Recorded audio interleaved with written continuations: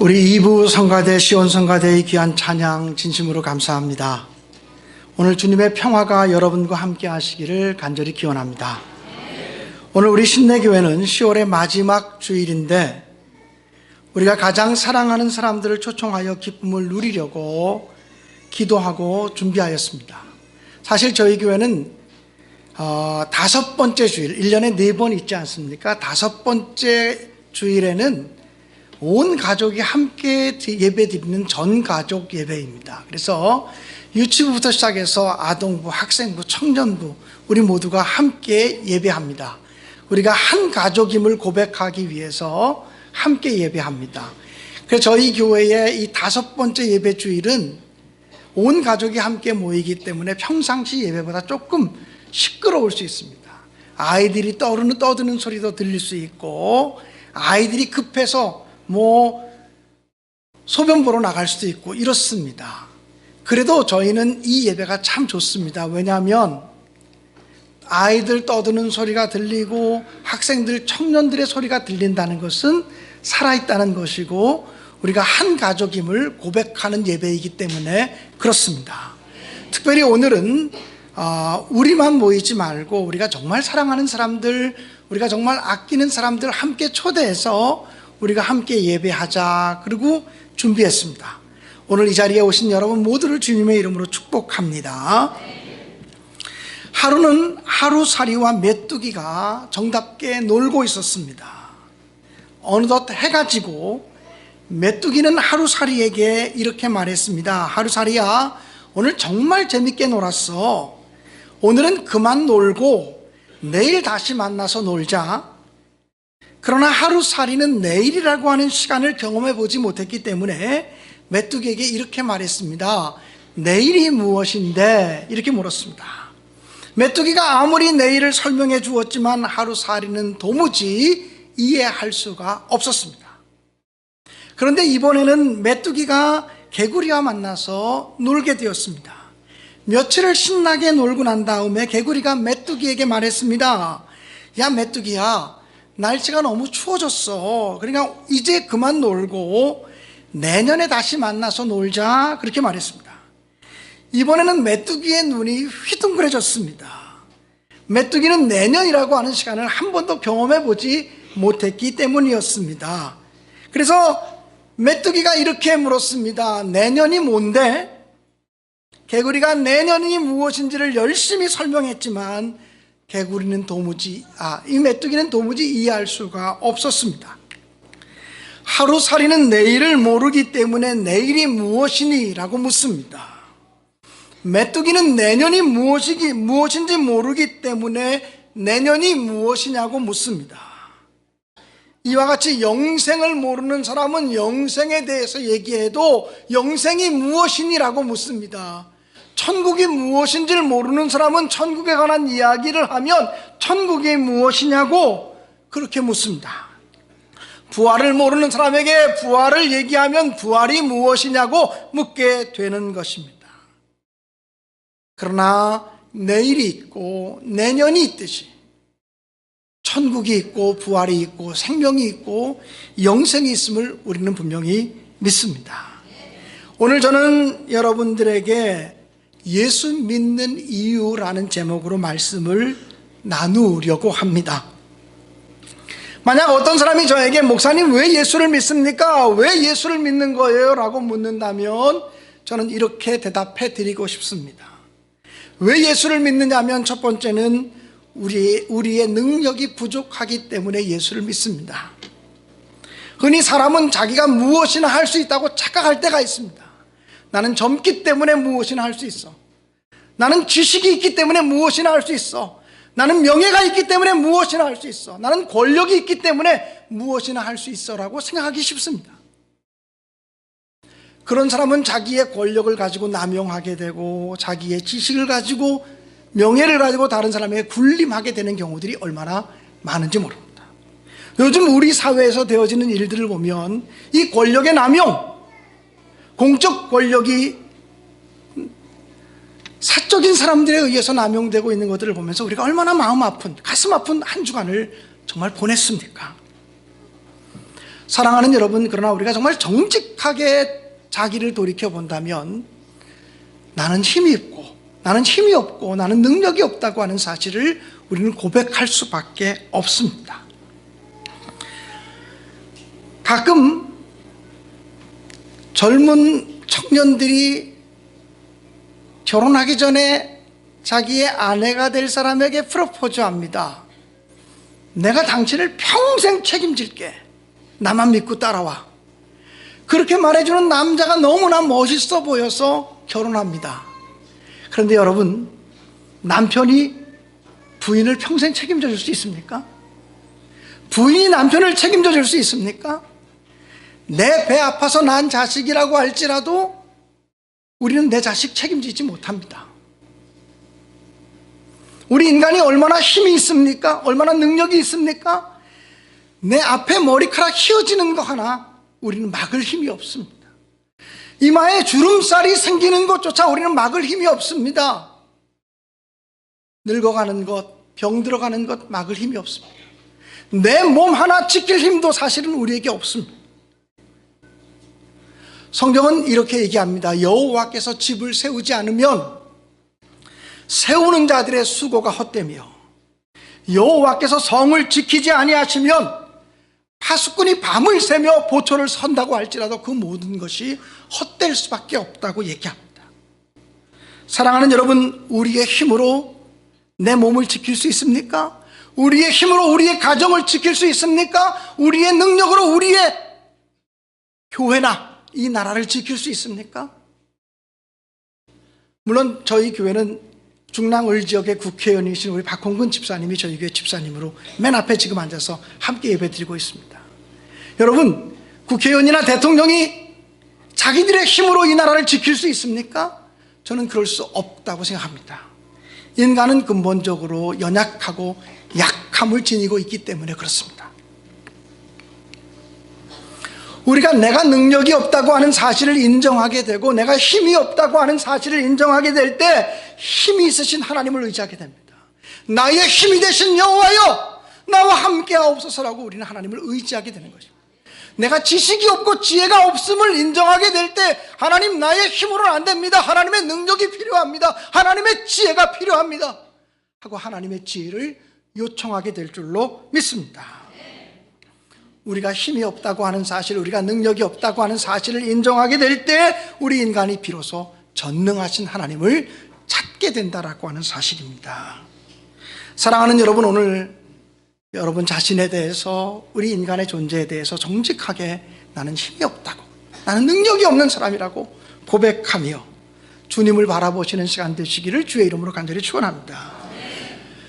이사야 선지자는 이렇게 고백을 했습니다. 하나님은 피곤한 자에게 능력을 주시며 무능한 자에게는 힘을 더하시나니 소년이라도 피곤하며 곤비하며 장정이라도 쓰러지고 자빠지되 오직 여호와를 앙망하는 자는 새 힘을 얻으리니 독수리가 날개치며 올라감 같을 것이요 다른 박질하여도 곤비하지 아니하겠고 걸어가도 피곤하지 아니하리로다 말씀했습니다.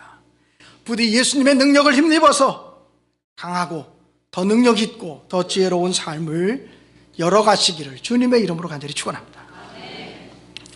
왜 예수를 믿습니까? 우리 인간이 모두가 죽기 때문에 그렇습니다. 우리 인간들은 다 생명의 한계를 가지고 있는 사람입니다.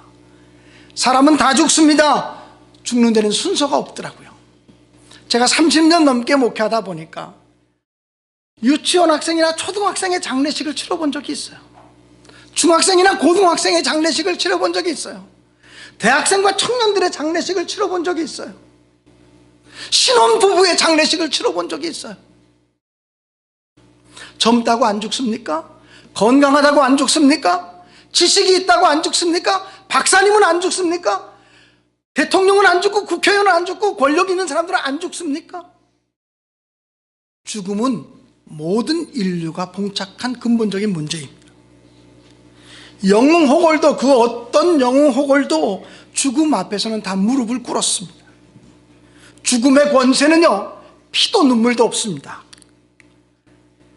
인정사정 볼 것 없이 데려갑니다. 3대 독자, 4대 독자도 죽습니다. 절대 죽어서는 안 되는 정말 사랑하는 사람도 죽을 수 있습니다. 순간의 실수로 내 아들, 내 딸이 죽기도 합니다. 젊은 과부의 아들도, 아들 하나만 믿고 살아가는 젊은 과부도 그 아들이 죽음을 당할 수 있습니다. 신혼부부도 신혼여행지에서 쓰나미를 만나서 시체조차 찾지 못하고 죽을 수 있습니다. 수학여행 갔던 우리 어린 학생들이 세월호에 갇혀서 왜 죽어가는지 영문도 모른 채, 우리가 살아날 줄 알았는데, 구해줄 줄 알았는데 영문도 모른 채 죽어가기도 합니다.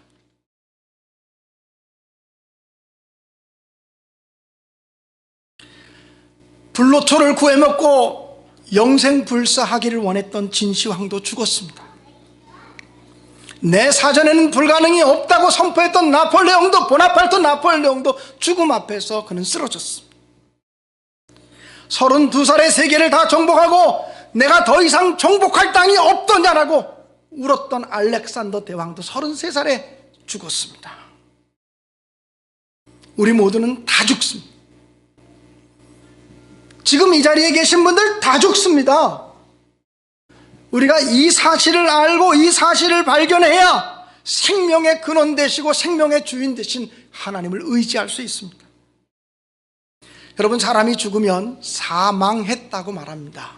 그 의사들이 사망 선고를 하겠습니다. 사망 시간 몇 시 몇 분 이렇게 선고합니다. 사망이라는 말이 무슨 말입니까? 죽을 사자, 망할 망자입니다. 아이고, 죽어서 망했네. 이게 사망입니다.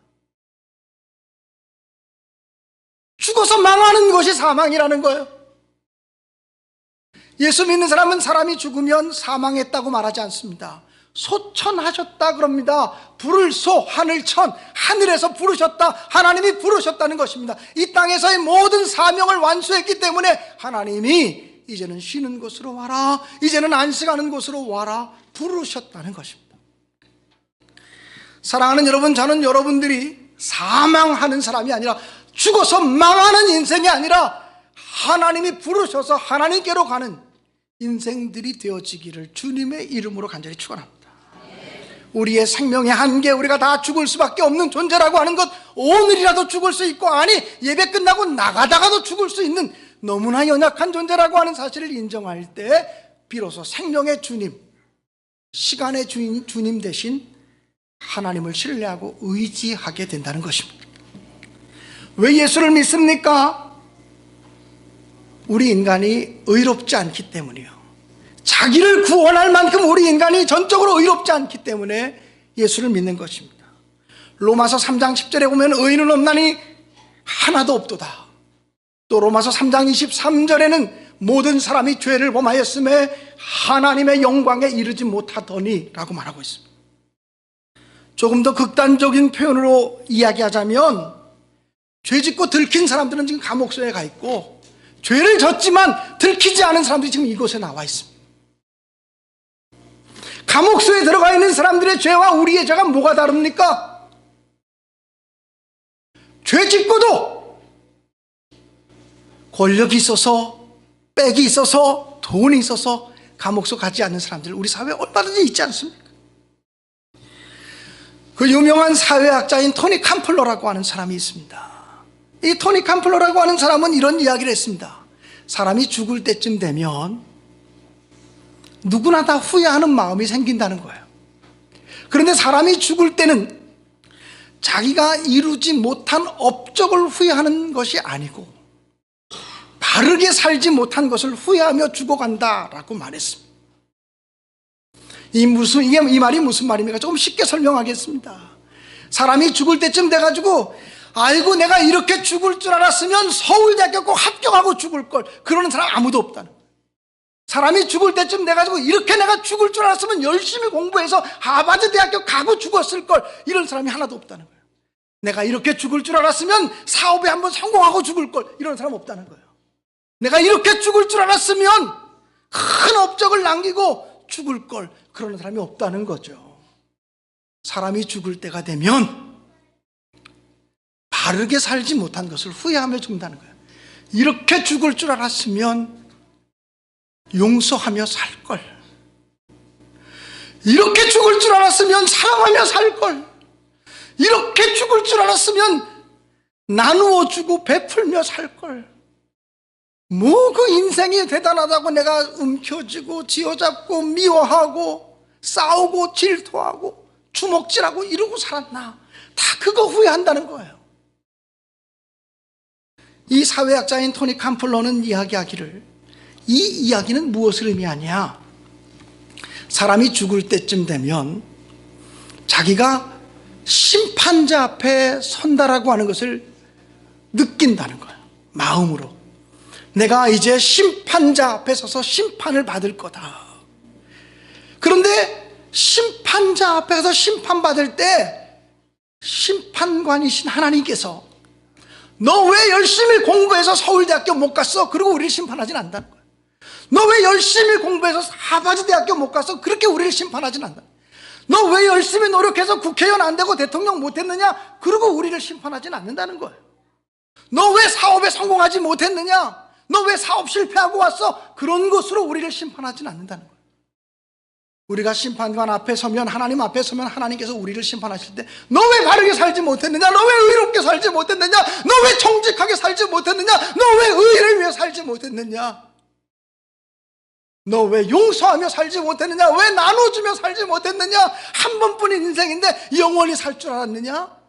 이런 내용으로 하나님이 심판하실 것을 이미 깨닫기 때문에 죽을 때는 그 부분에 대해서 의식하며 후회하게 된다라고 하는 사실을 이야기했습니다. 이건 제 얘기가 아니라 사회학자인 토니 캄플러의 이야기입니다. 여러분, 어떤 종교가도 죄에 관해서 이야기한 적이 없습니다. 오직 예수님만이 죄에 대해서, 회개에 대해서, 용서에 대해서 이야기해 주셨습니다. 한 번은 부처님의 제자들이 부처님에게 질문을 했습니다. 부처님, 당신이 진리입니까? 그때 부처님께서 자기 제자들에게 이렇게 말씀하셨습니다. 내가 어떻게 진리일 수 있겠느냐? 나는 진리를 찾아가는 구도자일 따름이고 진리를 찾아가는 순례자일 따름이다라고 말했습니다. 한 번은 공자님의 제자들이 공자님에게 질문을 했습니다. 공자님, 사람이 죽으면 어떻게 되겠습니까? 그래서 공자님이 이렇게 말씀했습니다. 사람이 죽으면 어떻게 되느냐? 공자님은 이렇게 말했습니다. 내가 살아서의 일도 다 알지 못하겠거늘 죽은 다음의 일까지야 어떻게 다 알겠느냐라고 말했습니다.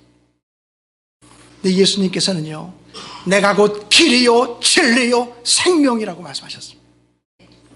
그 어떤 사람도 내가 길이다, 내가 진리다, 내가 생명이다 말하지 않았습니다.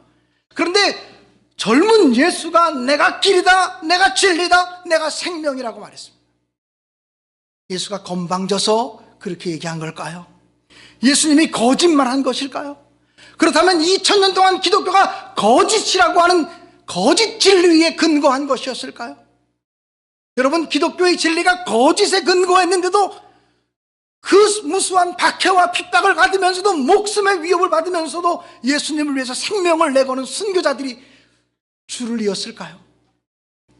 적어도 300년대까지는 예수라고 하는 이름만 꺼내도 붙잡혀가서 사자의 밥이 되기도 하고, 그리고 불에 태워서 화형으로 순교당하는 그런 시대였습니다.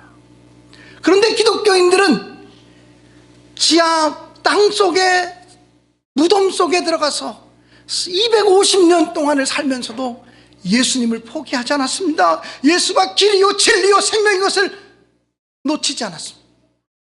거짓 진리를 위해서 2000년 동안 목숨을 건 순교자들이 나올 수 있을까요? 여러분, 정말 예수가 길이요 진리요 생명이라는 것이 거짓말이라면 2000년 동안 그것이 드러나지 않고 밝혀지지 않았을까요? 거짓은, 우리가 알지 않습니까? 거짓은 드러나게 돼 있어요. 숨기고 감추고 싸매 놓아도 거짓은 드러나게 되었어요. 어떤 권력자도 자기의 잘못과 자기의 허물을 감추고 싸매고, 그리고 말하지 못하게 하고 언론을 통제하고 뭐 온갖 방법을 다 쓴다고 해도 진리는 드러나게 돼 있다. 진리는 소리치게 되어져 있는 거예요. 시간이 지나면 다 밝혀지게 되는 거예요. 우리 그 보편적인 역사의 진리를 알지 않습니까?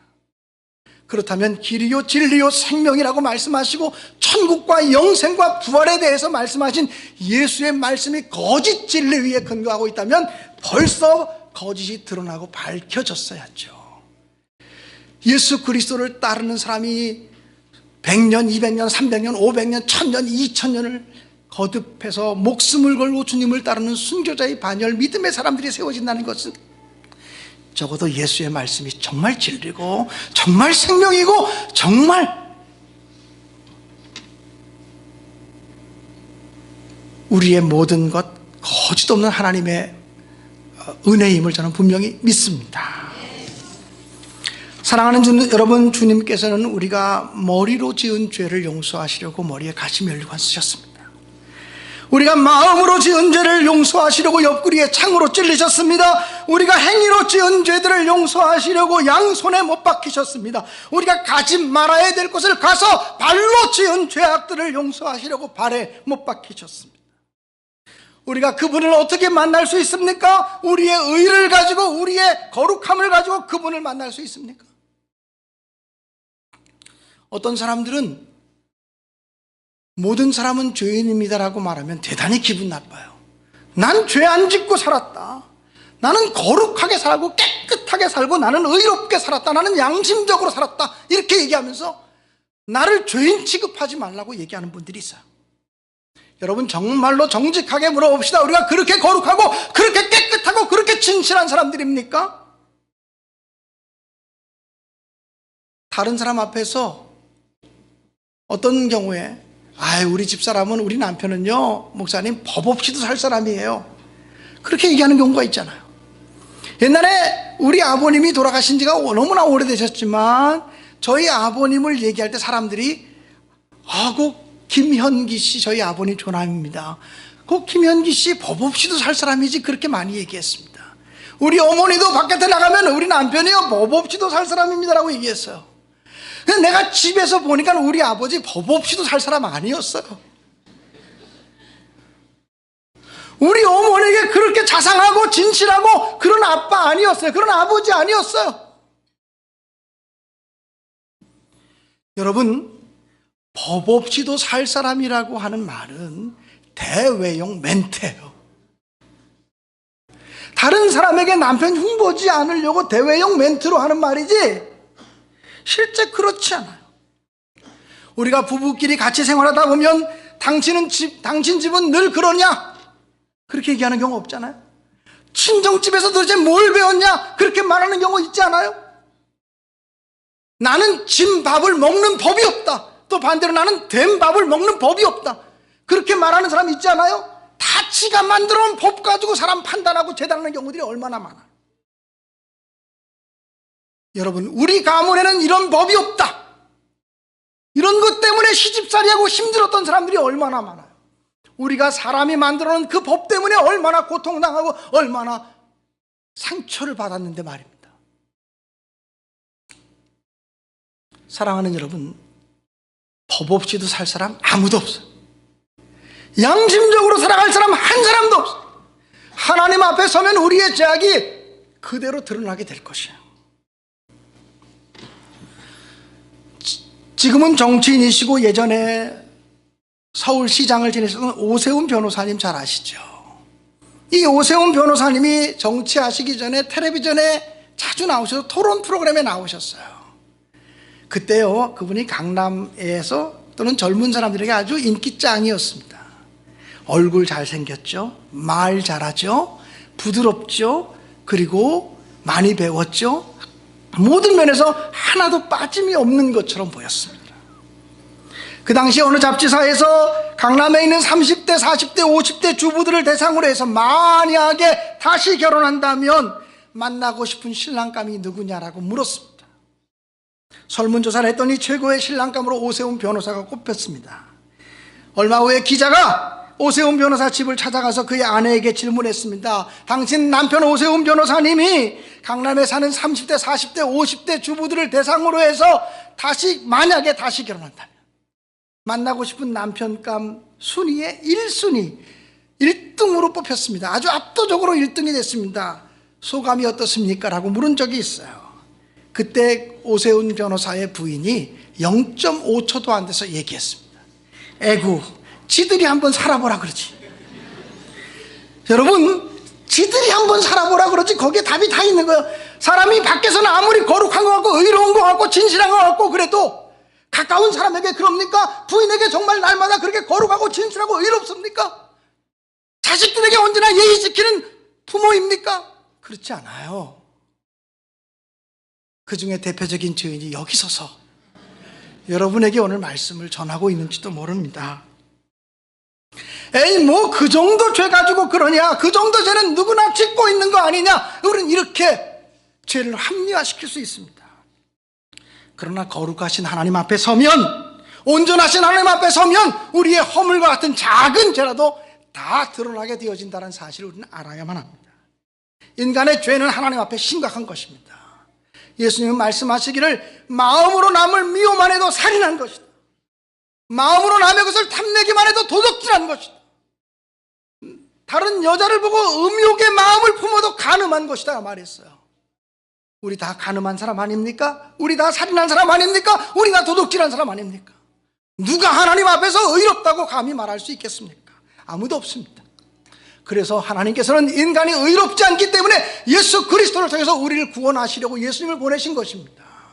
할렐루야. 그 예수님을 통해서 죄사함 받으시고 천국과 영생을 소유하는 여러분 되시기를 주님의 이름으로 축원합니다. 하나님이 세상을 이처럼 사랑하사 독생자를 주셨으니 이는 그를 믿는 자마다, 어떤 사람이요? 믿는 자마다 멸망치 않고 영생을 얻게 하려 하심이니라고 말씀하셨습니다. 우리가 예수 믿는 이유, 우리가 의롭지 않기 때문에 예수 믿는 것입니다. 예수님은 십자가 위에서 여러 가지 말씀을 하셨지만 특별히 다 이루었다라고 말씀했습니다. 33살에 십자가를 지고 처참하게 죽으신 예수님이 십자가 위에서 다 이루었다라고 말했어요. 뭘 다 이루셨다는 말입니까? 다 이루었다라고 하는 말의 헬라어 원문은 테텔레스타이라는 말인데 빚을 다 갚았다는, 예수께서 이 땅에 사시면서 무슨 빚을 많이 졌길래 마지막 십자가 위에서 빚 다 갚았다 그러고 죽으셨겠어요? 죄의 빚, 인류가 지은, 인간이 지은 죄의 빚을 내가 대신 다 갚았다는 거예요. 그러므로 예수님이 나의 죄의 빚을 다 갚아주신 것을 믿음으로 받아들이면 우리가 구원에 이르게 될 줄로 믿습니다. 제가 초등학교 5학년 때 저희 아버지께서 은행에 출근했다가, 저희 아버지가 조흥은행을 다니셨습니다. 조흥은행, 제가 초등학교 5학년 때 조흥은행에 출근하셨다가 은행에서 중풍으로 쓰러셨다는 연락을 받았습니다. 어머니가 급하게 택시를 타고 달려가셨고 세브란스 병원에 입원하셨는데 16일 동안 우리 아버님께서 의식불명으로 있었습니다.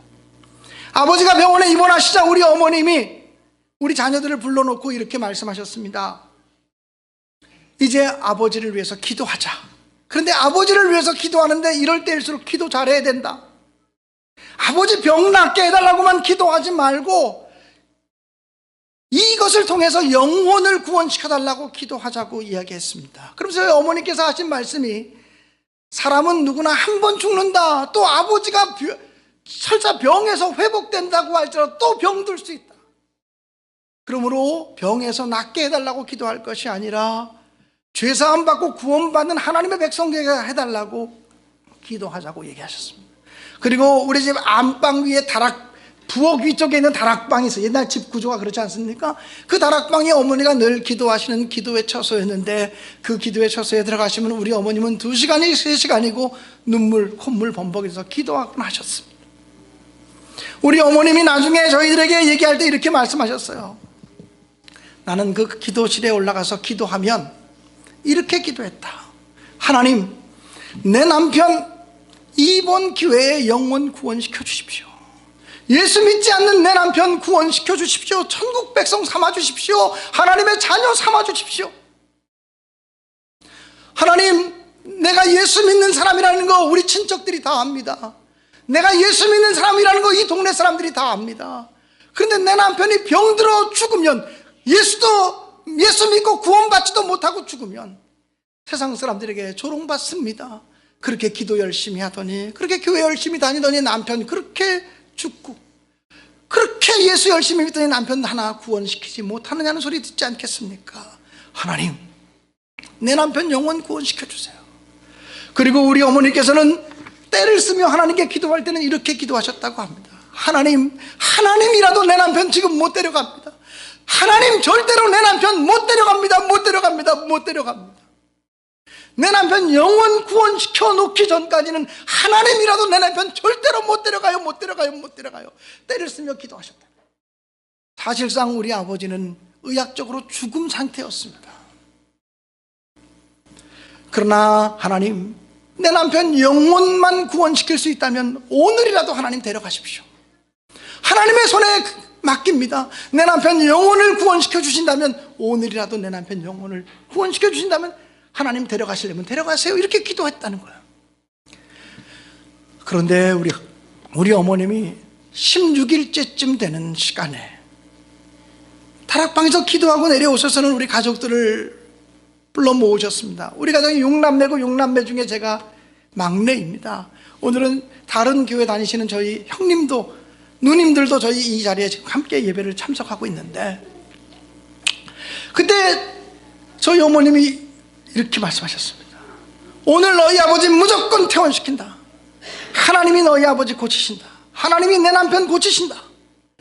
기도하다가 무슨 확신이 드셨는지 오늘 무조건 퇴원시킨다고 말했습니다. 16일 동안 병원에 들어가서 의식불명으로 있는 남편, 꼬집어도 모르고 바늘로 찔러도 의식조차 없는 남편을 무조건 퇴원시키면 죽는 겁니다. 근데 어머니는 확신을 가지고 하나님이 분명히 내 남편 고치신다고 얘기하시면서 퇴원시키겠다고 하셨습니다. 가족들이 다 반대했죠. 그때 어머님이 이렇게 말씀하셨습니다. 오늘 내가 다락방에 올라가서 하나님께 똑같이 기도했다. 하나님, 내 남편 영혼 구원시켜주세요. 내 남편도 천국 가게 해주세요. 내 남편도 구원시켜주세요. 기도하는데 갑자기 내 손에 뭉클하게 무언가 만져지는 촉감이 있어서 이게 뭔가 하고 눈물 콧물이 범벅이 되었지만 살그머니 눈을 떠보니 하얀 세마포 옷을 붙잡고 당신이 기도하고 있는 환상을 보았다는 거예요. 그 하얀 세마포 옷이 누구의 옷입니까? 주님의 옷자락이죠. 우리 어머님은 그 순간 아마 복음서의 말씀이 생각난 것 같아요. 예수님의 옷자락에만 손을 대어도 내 병이 나을 것이라고 확신했던 12년 동안 혈루증으로 앓던 여인이 예수의 옷자락을 만지는 순간 그 병이 나았다고 하는 기사를 어머니가 알잖아요. 그런데 기도하면서 예수님의 옷자락을 붙들고 기도하는 환상을 보고 나서는, 이제 내가 기도하다가 예수님의 옷자락을 만졌으니 하나님이 내 남편 고치시고 구원시키신다는 확신을 가지고 내려오셔서 하나님이 고치신다, 회복시키신다, 퇴원시킨다. 그리고 세브란스 병원에 가서 무조건 남편을 퇴원시켜달라고 이렇게 얘기하는데 병원 의사들이 허락합니까? 우리 어머니 한 고집 하시거든요. 땡자를 놓으면서 내 남편 내가 책임진다. 죽어도 내가 책임진다. 그리고는 죽어도 병원에서는 아무런 책임이 없다고 하는 각서를 쓰고 앰뷸런스에 실려서 병원에 갔던 아버지가 그대로 앰뷸런스에 실려서 저희 집으로 왔어요. 병원에서는 며칠 가지 않아서 돌아가실 거라고 얘기를 했죠. 아버지가 병원에 우리 집에 와서 누워있는데 그 누웠던 방이 지금도 생각이 나요. 우리 가족들이 함께 앉아서 하나님께 찬송하고 예배하는 거예요. 찬송하고 예배하는데 아버지의 손가락이 움직이고 팔가락이 움직이는 거예요. 찬송하고 기도하면 눈이 떠지는 거예요. 우리 아버지요, 3개월 만에 일어나셨어요. 그때 우리가 아버지가 의식이 있는지 없는지 보려고, 아버지 우리 아시냐고, 아버지 직업이 뭐냐고, 나 은행원이지. 그래, 아버지 빨리 지금 나으셔서 다시 은행 가셔서 우리 먹여 살리셔야죠. 우리 처자식, 우리 자녀들 다 먹여 살리셔야죠 라고 말할 때 저희 아버지가 이렇게 말했어요. 싫어. 나 이제 병 나도 은행원 안 해. 지점장 안 해. 내가 지금 병 나도 안 해. 그럼 뭐 하시게요? 뭐 해서 우리 먹여 살리시게요? 그때 저희 아버지 입에서 깜짝 놀랄 말이 나왔어요. 한 번도 교회 가본 적도 없던 그 아버지가, 나 병 나면 전도총장 할 거다. 전도할 거다. 많은 영혼 구원하는 전도할 거다. 이렇게 말씀하셨어요. 저희 아버지가 중풍으로 이제 손이 마비되기도 하셨고 다리도 불편하셔서 그랬지만 늘 어머니와 함께 예배하셨어요. 예배할 때마다 우리 어머니가 똑같은 찬송을 불러드렸어요. 예수 앞에 나오면 모든 죄 사하고 주의 품에 안기요 편히 쉬리라. 우리 주만 믿으면 모두 구원 얻으며 영생 복락 멸육관 확실히 받겠네. 제 어렸을 때 기억이지만 하루에 이 찬송가를 20번 30번도 더 불렀던 것 같아요. 우리 아버님 예수님 영접하고 하나님의 자녀가 되어서 하나님 나라에 가셨어요. 저희 가족들이 지금도 모이면 하는 얘기가 우리 가족이 제일 행복할 때가 언제였느냐? 아버지가 은행 지점장 할 때가 제일 행복할 때가 아니었고, 아버지가 병들어 있었지만 집에서 찬송 소리와 기도 소리가 멈춰지지 않은 그때가 우리 가정이 가장 행복했고 천국 같은 기쁨을 누리는 때였다고 얘기를 해요. 왜? 예수님이 우리의 힘이 되시고 예수님이 우리의 능력이 되시고 예수님이 우리의 구원이 되심을 확신했기 때문에 그렇습니다. 사랑하는 여러분, 우리가 왜 예수 믿습니까? 예수 믿는 이유가 무엇입니까? 우리가 힘이 없기 때문에 예수 믿어요. 정직하게 이야기하면 힘이 없어요. 우리가 다 죽을 수밖에 없는 인생들이기 때문에 예수 믿습니다. 내 힘으로, 내 의로움으로 내 죄를 용서할 수 없기 때문에, 우리가 의롭지 않기 때문에 의로우신 예수님을 신뢰하고 거룩하신 하나님을 의지하는 줄로 믿습니다. 사랑하는 여러분, 오늘 이 자리에 오신 모든 분들이 예수님을 만나서 새 소망과 새 기쁨을 누리게 되시기를 주님의 이름으로 간절히 축원합니다.